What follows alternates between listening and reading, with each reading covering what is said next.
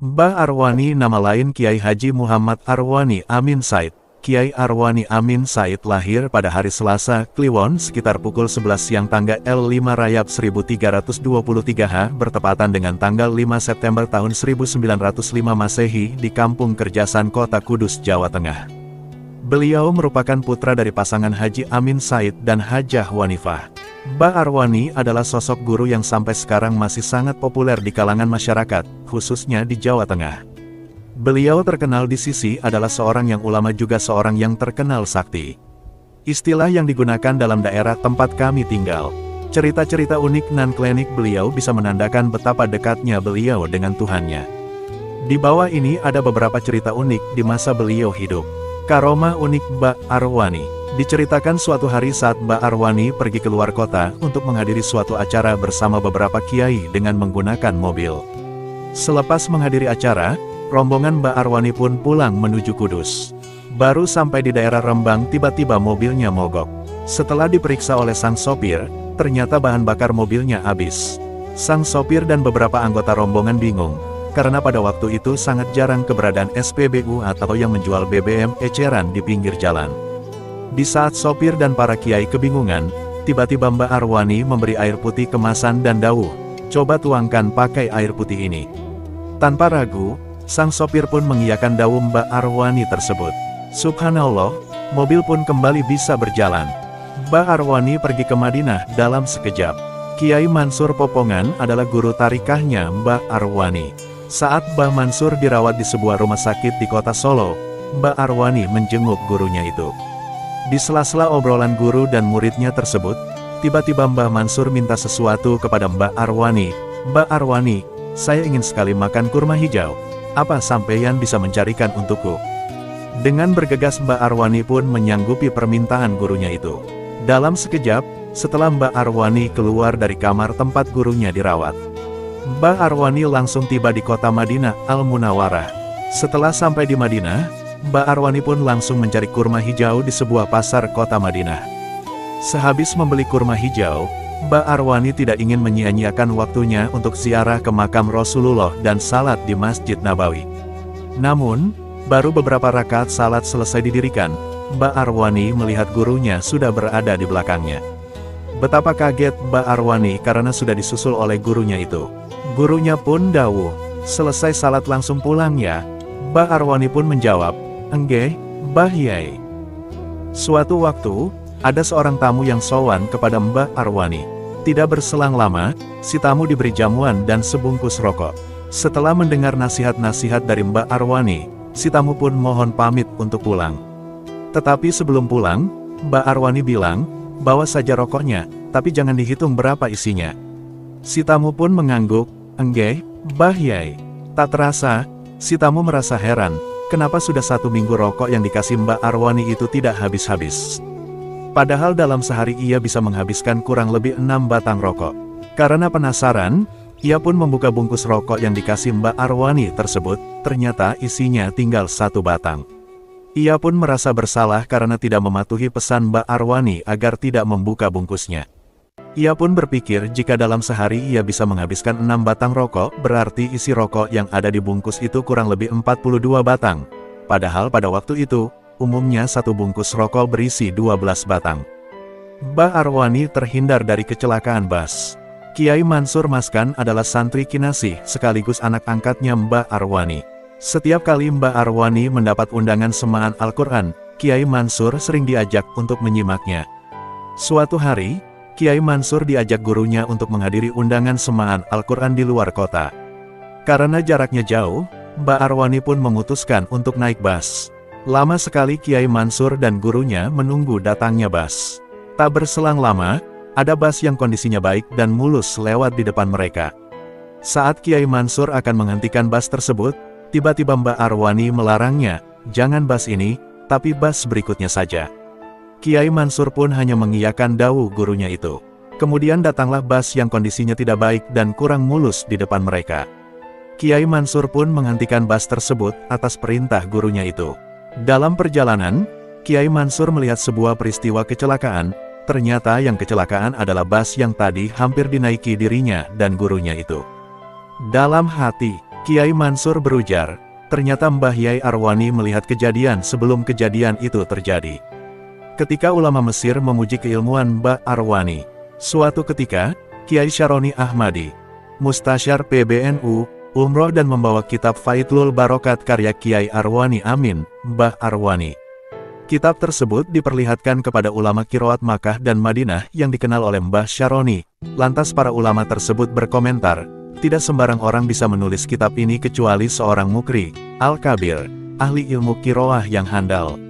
Setelah itu, giliran seorang ulama Mesir Syekh Ahmad Yasin Muhammad Abdul Muthalib juga mendapatkan kitab Faidlul Barokat.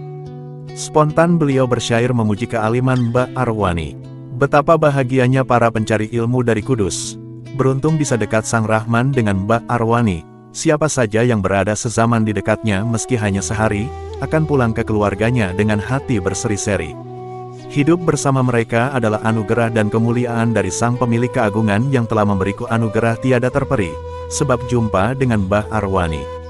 Sampai sekarang, kitab Faidlul Barokat sudah diajarkan di berbagai pesantren tahfiz di Indonesia. Bahkan sudah sampai diajarkan di kawasan Arab, terutama Arab Saudi dan Mesir. Sejarah penulisan kitab Faidlul Barokat. Menurut riwayat santri dekatnya, pada masa belajar ilmu qiraat di Krapyak, Yogyakarta, beliau selalu datang 2 jam sebelum setoran ngaji dimulai. Yakni jam 11 malam beliau sudah ada di majelis, padahal setoran dimulai jam 1 dini hari. Selain itu, beliau selalu menyimak dengan seksama, menulis semua yang diucapkan oleh gurunya, sebab proses belajarnya dengan metode talaki qiraah. Catatan tulisan tersebutlah yang menjadi kitab Faidlul Barokat 30 juz lengkap. Tidak heran di antara murid-murid Mbah Munawir, pendiri Ponpes Al-Munawir, Krapyak, hanya Mbah Arwani yang diberi ijazah qiraah sabah, bahkan di depan muridnya beliau dawuh, menyampaikan, untuk belajar kepada Mbah Arwani saja kalau beliau sudah wafat. Kelembutan akhlak Mbah Arwani ketika dihina. Dalam pengajian tafsir Jalalain belum lama ini, pengasuh pondok pesantren Sirojud Tholibin Brabo, Tanggung Harjo Grobogan, Jawa Tengah, Kiai Muhammad Sofi Al-Mubarok menceritakan salah satu kisah kehidupan Kiai Haji Arwani Amin Kudus. Ia menerangkan, seusai menghadiri pembukaan thorikoh yang baru saja didirikan oleh Kiai Arwani Amin, Kiai Mansur Maskan, murid kesayangan Kiai Arwani, melihat tulisan yang mengusik hatinya. Arwani edan, ya, begitulah tulisan yang tertera melekat di dinding pinggiran jalan. Melihat tulisan yang masih basah itu, Kiai Mansur Maskan lantas bergegas matur kepada Kiai Arwani untuk meminta izin menghapus tulisan yang tidak bertanggung jawab tersebut. Namun, apa yang justru dikatakan Kiai Arwani? Ojo dibusak disik, ben aku weruh disik. Ben wong sing nulis iku puas. Onon wong kui nulis, mergo duwe tujuan ben tak woko. Wes jarke disik, engko nak aku wes weruh, hapusen. Jangan dihapus dulu, agar orang yang menulis puas. Adanya orang itu nulis karena memiliki tujuan agar saya membaca. Sudah biarkan saja dulu, nanti kalau saya sudah melihat, hapuslah. Kiai Arwani Amin diperebutkan para bidadari surga. Kiai Arwani Amin, Kudus, Allahu Yarham, beserta putra-putranya tidak habis pikir mengapa akhir-akhir ini istri beliau sering uring-uringan. Padahal sebelum Kiai Arwani sakit, istri beliau tidak pernah berperilaku demikian. Sebelumnya beliau justru menjadi istri yang sangat lembut. Namun setelah Kiai Arwani sakit, keadaan berbalik begitu drastis. Karena kebingungan, kedua putra Kiai Arwani sowan kepada Maulana Habib Lutfi di Pekalongan. Kepada beliau mereka menyampaikan permasalahannya dan memohon petunjuk. Ini bagaimana, Habib? Keluh mereka. Mendengar penuturan keluarga Kiai Arwani ini, Habib Lutfi tidak segera berbicara. Sejenak beliau terdiam lalu tersenyum. Nggak apa-apa, kata beliau. Kemudian beliau melanjutkan, ibu kalian itu uring-uringan itu wajar. Dia lagi cemburu. Cemburu bagaimana, Habib? Mereka tak memahami. Allah memberi kasyaf. Tersingkapnya tabir gaib kepada ibu kalian sehingga dapat melihat suaminya, yaitu abah kalian, sedang menjadi rebutan para bidadari, jelas Habib Lutfi. Ketika kedua putra Kiai Arwani pulang kembali ke rumah, mereka menanyakan kepada ibunya perihal sering uring-uringannya itu. Sang ibu dengan tegas menjawab, bagaimana tidak marah? Lawong setiap hari aku melihat abahmu dipeluk perempuan cantik-cantik. Bila baru sakit saja sudah menjadi rebutan bidadari, Bagaimana nanti setelah meninggal dunia? Kerendahan hati Kiai Mbah Arwani. Suatu hari, Kiai Ma'ruf Irsyad bersama ibu Nyai Munijah sowan ke rumah Kiai Arwani Amin, Mbah Arwani.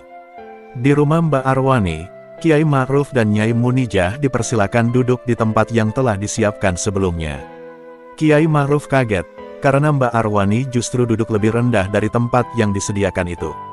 Melihat pemandangan tidak wajar itu, Kiai Ma'ruf bertanya, "Mbah Yai, jenengan, Anda, kok duduk di bawah?"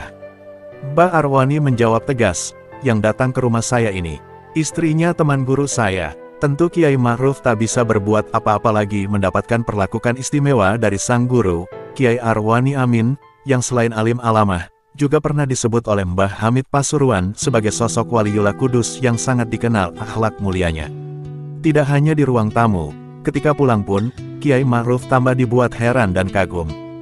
Jalan menuju pulang penuh dengan kerikil batu yang mengganggu.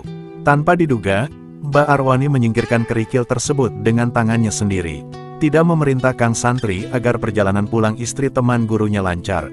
"Mbah Yai, ampun, sudah, tidak usah Mbah Yai," kata Kiai Ma'ruf. "Sudah, diam saja," sahut Mbah Arwani dengan tetap menyingkirkan kerikil yang sebetulnya tidak perlu.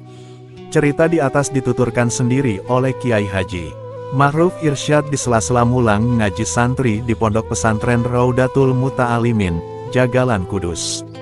Apa yang dilakukan oleh Mbah Arwani tersebut bukan sesuatu yang berlebihan dan sia-sia. Itu adalah teladan berharga atas akhlak mulia dan hormatnya seorang alim kepada istri teman gurunya. Bayangkan, bukan gurunya, tapi istri teman dari gurunya. Nyai Munijah, ibu Kiai Ma'ruf Irsyad, adalah istri Kiai Irsyad yang berteman akrab dengan guru Kiai Arwani Amin yang bernama Mbah Mansur, Popongan, Klaten. Kepada Mbah Mansur yang asli Meranggen inilah Kiai Arwani belajar tarikah. Kemuliaan akhlak Mbah Arwani dikisahkan dari pengalaman seorang yang pernah bertamu di rumah Mbah Arwani. "Setiap lebaran saya sowan, silaturahim, ke rumah Mbah Yai. Tamu-tamu yang datang tentu bukan hanya saya, banyak sekali. Ketika rombongan kami masuk ke ruang tamu, langsung disambut beliau dengan keramahan. Setelah kami duduk, beliau mohon pamit sebentar, lalu menuju pintu dari mana tadi kami masuk. Apa yang dilakukan beliau, batin saya terkejut ternyata beliau menata dan merapikan sandal-sandal kami." Menurut Kiai Syaroni Ahmadi, Mustasyar PBNU, yang juga merupakan salah satu santri Mbah Arwani berpendapat, setidak-tidaknya ada 3 hal yang sangat menonjol pada diri Kiai Muhammad Arwani Amin. Pertama, kedalaman ilmu pengetahuan agama, Islam, terutama pengetahuan terhadap ilmu-ilmu Al-Quran. Kedua, ketawaduannya. Sebagai seorang ulama besar yang sudah dikenal masyarakat luas, Mbah Arwani tetap rendah hati dan selalu hormat kepada setiap orang dengan tanpa melihat apakah ia orang terpandang atau hanya orang biasa. Ketika Kiai Raden Asnawi masih hidup, beliau pernah menganjurkan kepada Kiai Muhammad Arwani Amin agar mendirikan pondok, tapi beliau menolak dengan alasan di Kudus sudah banyak pondok. Beliau hanya akan urun mengajar saja. Hal ini sebenarnya menunjukkan ketawadukan dan kehalusan perasaannya. Ketiga, salah satu prinsip hidup beliau adalah ideka halus surur, artinya, beliau selalu berusaha untuk menyenangkan dan menggembirakan orang. Itulah sebabnya, dalam pergaulan beliau senantiasa berperilaku yang membuat orang senang karenanya. Sebaliknya, beliau paling tidak suka merepotkan orang lain.